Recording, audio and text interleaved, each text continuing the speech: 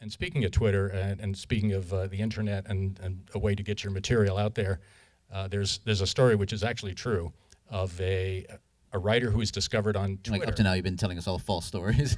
No, Just one story. Because I actually told a story once, and I thought it was apocryphal, but then I spoke to somebody at NBC, and she said, no, that actually happened. So it's not apocryphal, it's actually true.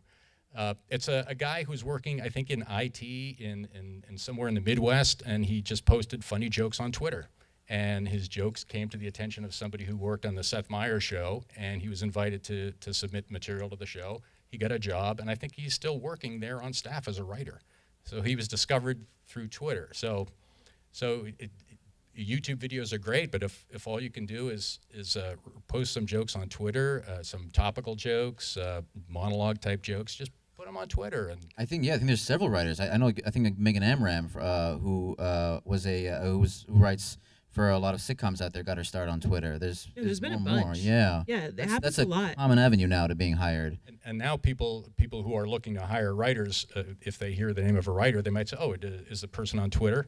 And they'll just go on Twitter, and it's just an easy way to sample the candidate's comedy, just going online with no risk at all. You don't have to ask for a resume. The other side of that, though, that I will say, because I do sometimes see really funny people on Twitter, and I think you're giving so much of this away.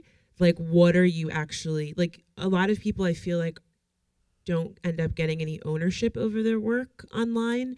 And I think Twitter is one of those spaces where it's very difficult. It's so reactive, right? Yeah. That it's almost like if you took the time out to figure out the ownership part, you would have missed the now of the tweet. Yeah, so I do think you have to kind of pick and choose, in the sense that if what you really want is like a career as a comedy writer, like you can't give away all of your best stuff on Twitter, but like that's really the time to like start working on your writer's packet, or have a website, or have some place where you actually own your work. You know, if your Twitter gets flagged tomorrow and gets taken down, like, are you completely screwed because you lost all these followers and all these great jokes? Or do you have them housed someplace that belongs to you, and people can know that is your work and someone else didn't steal it or take credit for it?